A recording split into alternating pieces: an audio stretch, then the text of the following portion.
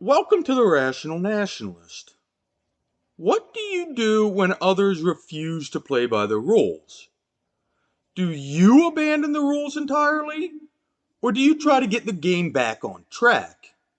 Today's society is filled with a fight fire with fire ethos. For example, many on both sides of the political aisle are willing to do whatever it takes to win, bending, manipulating, or outright ignoring the law if it helps their tribe get an upper hand. This isn't a new phenomenon per se.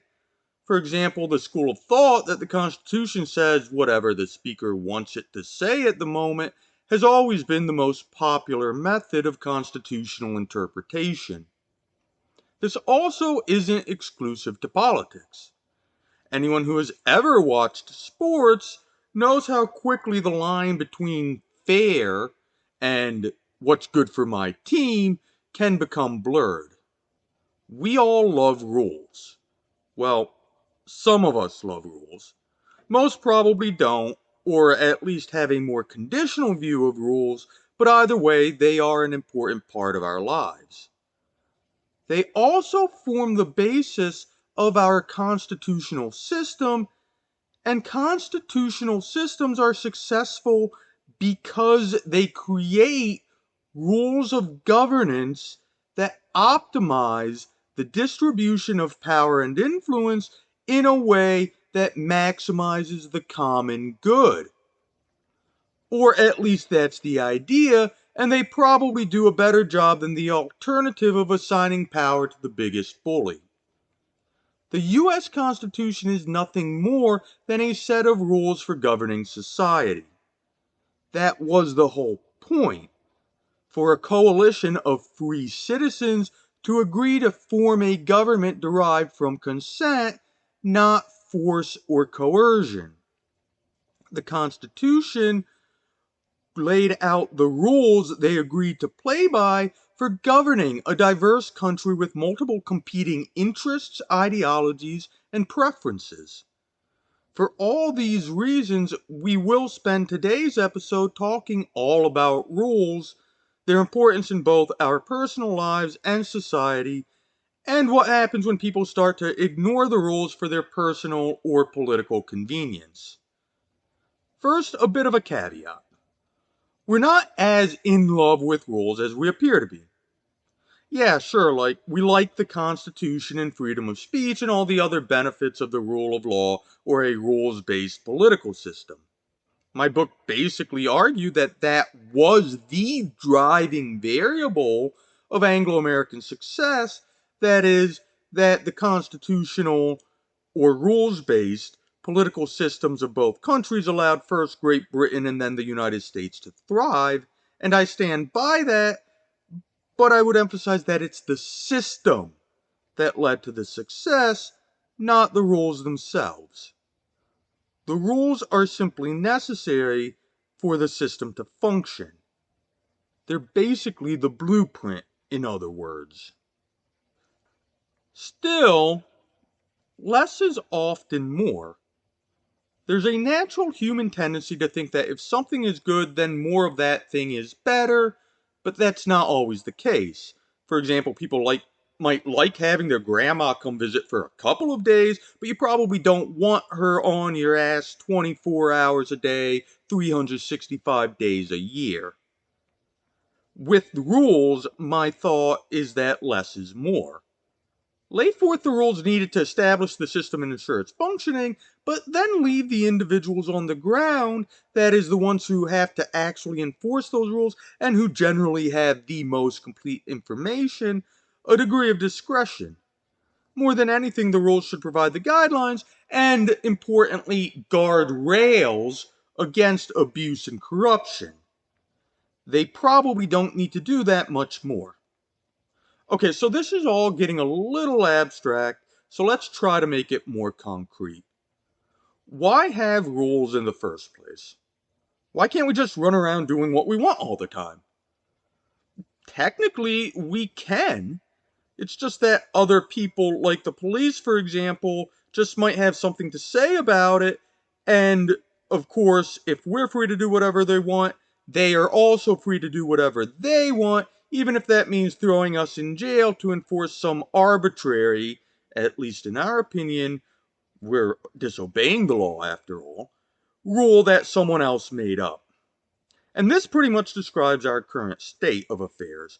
We're free to do whatever we want, whenever we want, but with the caveat that others may respond in predictable ways, such as throwing us in jail for our latest toddler punching spree or whatever. This is where the rule of law comes into play. The law is basically rules society creates to add predictability to the use of force, and most people probably prefer living in this predictable, civilized state to the unpredictable, chaotic state of nature. Why? Because it produces better outcomes, at least for the vast majority of people. Gregor Clegane or Hafthor Bjornsson probably would have done all right with the might makes right law of nature. Rules allow for systems, and political systems such as governments produce stability, which allows for economic growth, and so forth. And notice that I didn't say any of these rules need to be complicated, just, fair, or so forth, so let's just start with the basics and build upward. The most basic law is the law of the jungle, the only rule being that might makes right. We talk about this a lot, and it's the form of many, possibly the majority of governments throughout history. It describes everything from basic clan or tribal rule to rudimentary empires, and even something as broad and complex as Alexander the Great or the Roman Empire, where basically whoever's in charge gets to make the rules. This can actually work pretty well in the case of benevolent dictatorships, but how often do those happen? Quite a bit, actually. If you think about it, it's generally in the interests of the ruler to ensure the prosperity of their nation and their people. Basically, any good king or Chinese emperor who kept the mandate of heaven embodied this system. Historical rulers like Augustus Caesar, Charlemagne, Saladin, and so forth are remembered quite fondly throughout history, though they essentially had absolute control to do as they pleased. So why don't we just go back to having benevolent dictatorships, right?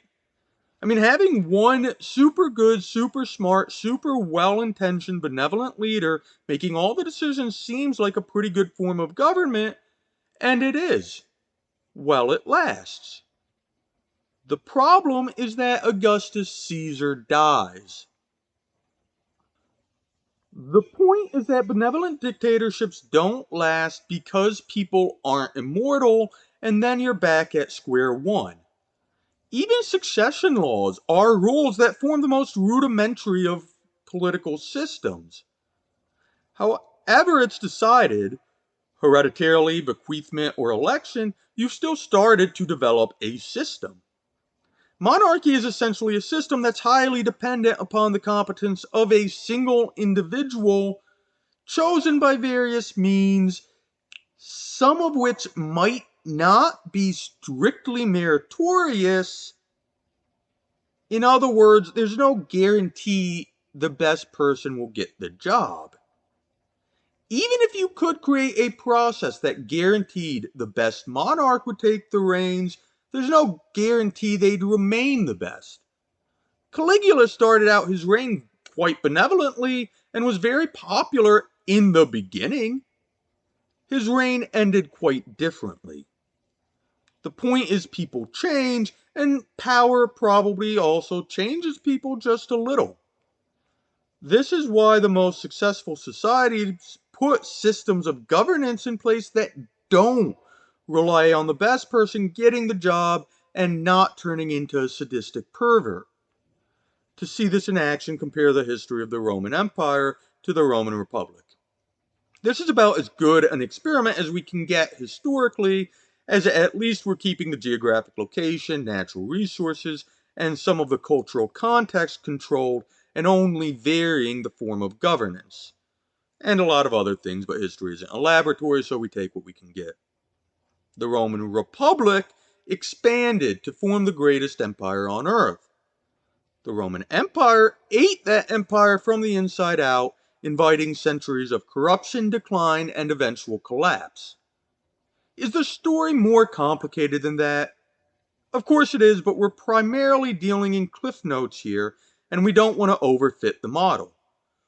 We're just looking at the overarching currents of history, not trying to account for every individual idiosyncrasy. The key difference, as you may have figured out, is the political system that governed Roman society in both eras. There's also a great argument that changes to Rome's civil capital or the moral character of the Roman citizenry also declined significantly, and this helped lead to the decline of the Roman Empire.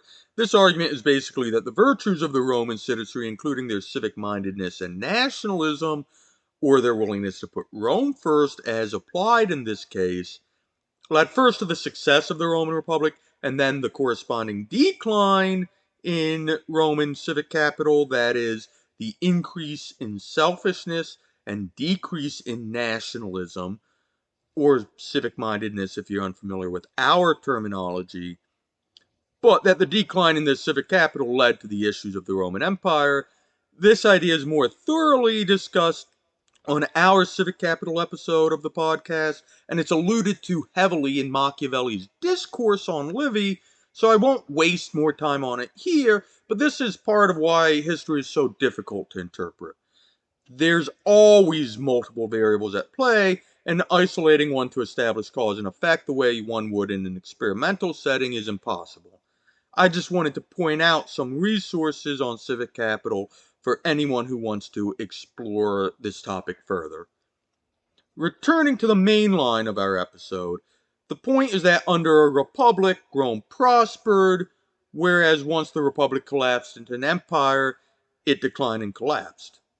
Can all of this be attributed to nothing more than the differences in political systems? Probably not, but we can try. At the very least, I think I'm on solid ground suggesting that the different political systems may have contributed, which is generally the most conclusive we can be in analyzing history. Again, no experiments can be run. The Roman Empire actually had its share of solid emperors and extended periods of peace and prosperity. Unfortunately, the Roman Empire also had its share of bad rulers, and things didn't go so great under their rule. This is the key difference between republican and imperial rule, and really it applies to any form of democratic or really even broader systemic rule versus dictatorial rule. Dictatorships have good and bad leaders. So too do democracies, but you get to vote the bad leader out. This is a key feature that makes democracy the worst form of government, except for all the others that have been tried. Yes, democracy has its problems, but at least there's a remedy available and an opportunity to correct course. If there isn't, for example, all real power rests with nobles, bureaucrats, or business leaders unaccountable to the public, then you no longer have a democracy. The other major advantage of not necessarily all democracies, but most, if not all, republican systems of government is the diffusion of power. Success does not rest with one man, or woman, toddler, godlike pharaoh, house cat, or whatever else is sitting on the throne. An individual may be competent or incompetent. A collection of individuals will be both incompetent and competent, but the law of averages and wisdom of the crowds at least allows diffuse power structures to create better outcomes than unitary forms of government where the power is concentrated in a single individual with all their human flaws and variance. Additionally, even competent individuals aren't always right. Thus, systems that allow decisions and power to be spread through multiple hands instead of concentrated in one place tend to produce better outcomes. And I say tend because, like most things, there is a balance that must be struck.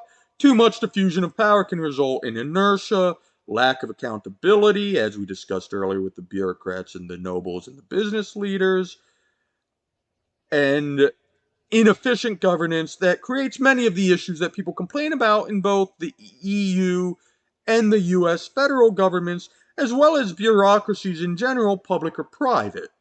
Try dealing with an insurance company, for example. They may be private, but they aren't much more responsive than the bureaucracies of the much maligned governments in question. But that's another conversation. For now, I just want to point out that with diffusion of power, as with most things, it is possible to have too much diffusion of power and, by association, responsibility.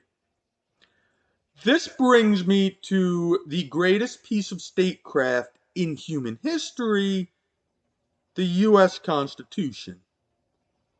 Not surprisingly, the US Constitution in many ways grew out of the British constitutional system. Though Britain had maintained its monarchy, as it does through today, for anybody unaware of that, over the years it had developed a constitutional form of government that, by this point, 1776, had devolved many, if not most, of the monarch's powers to Parliament, which had grown from a collection of nobles into an ever-expanding franchise. However, the British had never explicitly written or formalized their constitutional systems, and most of the rights and the stake in governance still only apply to those with the resources to demand and claim their privileges from the crown. In other words, it was reserved for the nobility. The US Constitution was meant to expand these rights to all, at least anybody who owned property, which itself was reserved for white males and not the Irish or really any non-Northern Europeans. English, German, Scandinavians are cool, screw the rest. Still, it was meant to apply to all free citizens equally, that is, anyone who had a stake in the success or failure of the new government. What sets the Constitution and the Founding Fathers apart is that it was the first deliberate attempt by a collection of free men to establish a system of governance that spread power around and was designed to ensure the rights of the citizens rather than simply preserve its own existence. After all, other law codes had existed, like the 12 Tablets and Hammurabi's Code, but they were only meant to establish and preserve existing laws for the existing government. The Constitution created a system for determining how to create and decide laws and allow the flexibility for the governed to alter the government, and in doing so, prove to be more resilient to changes in economics, technology, as well as the flow of history. And it worked. Kind of. In a historical sense, it's too soon to tell. After all, it took Rome 400 years after giving up republican rule, which I'd argue is a similar sustainable political system, for imperial domination. However, if you accept the premise that well-designed systems produce better outcomes, and if you agree that we should put the common good first, which makes you a nationalist in our usage of the term, then your number one priority should be restoring, maintaining, and refining our constitutional system rather than doing whatever it takes to ensure your preferred party wins today. The question is how to fight fire with something other than fire, or what to do when the other side refuses to play by the rules of the game, viewing them as nothing more than a tool to be manipulated and abused in their own pursuits of power, ideology, fame, or whatever else they're after. This week's article provided an extremely simple model of this dilemma: play by the rules and hope they in turn cooperate, or fight fire with fire and keep control while destroying the system that provides for the long-term prosperity of your nation. In some cases, that might be the best you can do. After all, keeping yourself and your allies in control is certainly better for the common good, given that we've granted the other side has completely disregarded the common good in favor of their own interests. However, the real world isn't that simple, and escalation usually ends up worse for everybody than restoration or binding yourself by the rules while in power. Historically, compare Nelson Mandela's term in South Africa with Oliver Cromwell's in England. Nelson Mandela could have seized power and created an apartheid system of his own, ensuring the dominance of him and his people over their former rulers. Instead, he enacted a policy of unity and ensured at least a decade or two of peace in South Africa before the historical resentments won out. That history is still being written, but South Africa today remains politically stable and at least somewhat prosperous, almost 20, 25 years later. Compare that with Cromwell's England. The man never meant to destroy the monarchy or create the republic.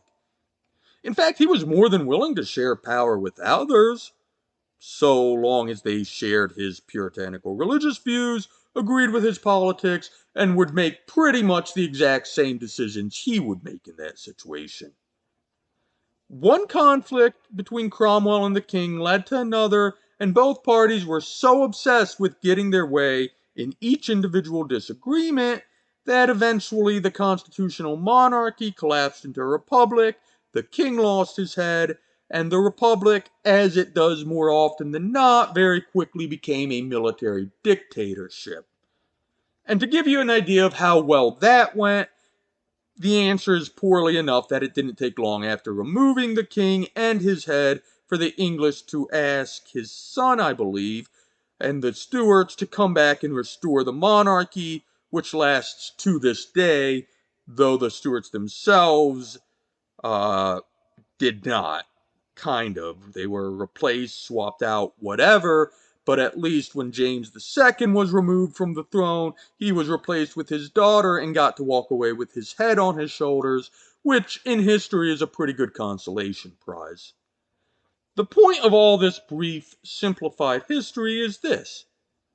Fighting fire with fire may provide the satisfaction of defeating your enemies today, but ultimately undermines the common good of the nation you are trying to build. Abiding by the rules as much as possible provides at least some attempt to get the nation back on track, even if the institutional or societal decay may be past the point of reversal, as seemed to be the case with the Roman Republic and the assassination of Julius Caesar.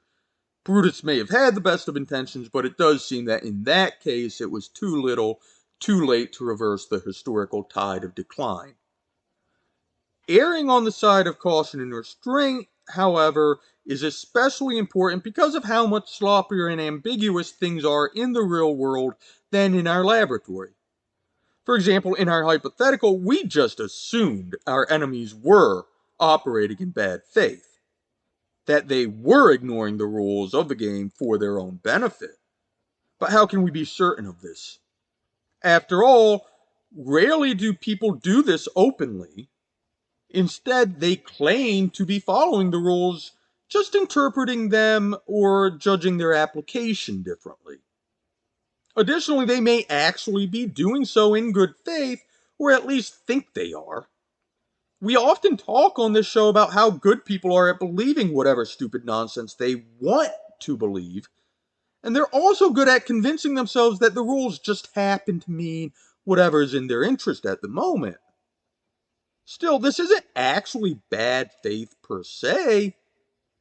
Your own eye for an eye approach, however, may justify further escalation on their part, whereas restoration, or at least attempting to demonstrate restraint, may encourage some reciprocity when the social and political pendulum swings the other way, as it almost always does.